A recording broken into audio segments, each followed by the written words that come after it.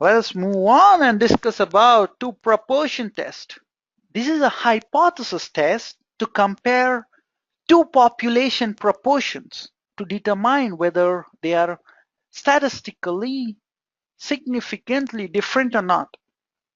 Here are a few examples.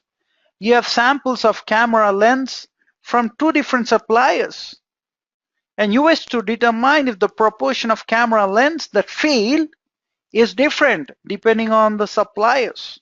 You go with two proportion tests in this case. You have data for samples of animals who received an experimental vaccine, and you wish to determine if the proportion of animals that get sick in this group is different from that of the unvaccinated group. Two proportion test. You're comparing proportions, two proportions. For two proportion test, you compose the null and alternate hypothesis in this way. Null hypothesis says proportion A is equal to proportion B. Alternate hypothesis says proportion A is not equal to proportion B. For this, you look into the p-value, and if p-value is less than alpha, we reject null hypothesis. If we reject, we obviously go with alternate hypothesis, right? So let us look into the case study now. Even before we get in the case study, here is a quick glimpse of when you have to use two proportion tests. If both y and x, if both your output and input are discrete in nature, and if you have two inputs, two categories of inputs, then you go with two proportion test. All right, let us read the case study and understand right from the basics. Here is the Johnny Talkers case study. Johnny Talkers, now don't get boozy, all right?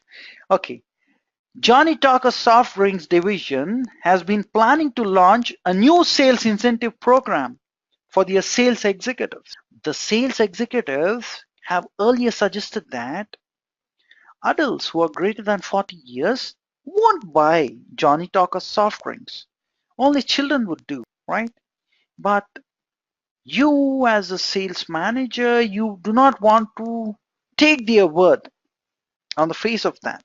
You want to analyze the data and determine whether there is evidence at 5% significance level to support the hypothesis which your sales executives are making. That's the case study. First, try to identify what is Y here. What is Y? Percentage people who buy or percentage people who do not purchase, right? Because they're saying adults would not purchase, only children would purchase. So that is the output, right? Percentage purchased or percentage who did not purchase. That is my Y output. What is X? X has two categories based on age. You have adults and children, right? These are the two categories. Both are discrete in nature. Hence, we do two proportion test. When you do two proportion tests, you get the p-value as 0, and the p-value is less than 0.05 in this case. P low, null go, right? And what does the null hypothesis say? Two proportions are not equal.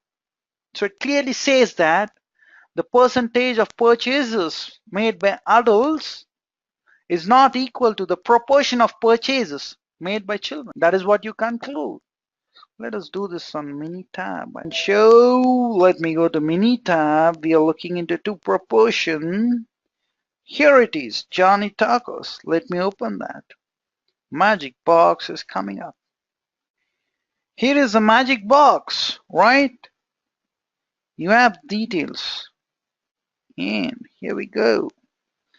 Adults who have purchased, and we have children who did not purchase or they purchased.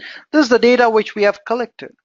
So we just need to do two proportion tests. For that, I'll go to Stat, Basic Statistics. I go to two proportions, click here, right?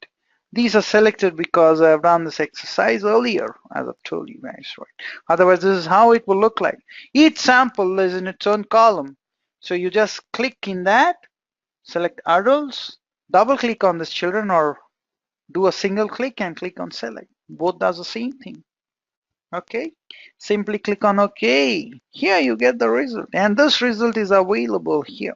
That is how we conclude two proportion test.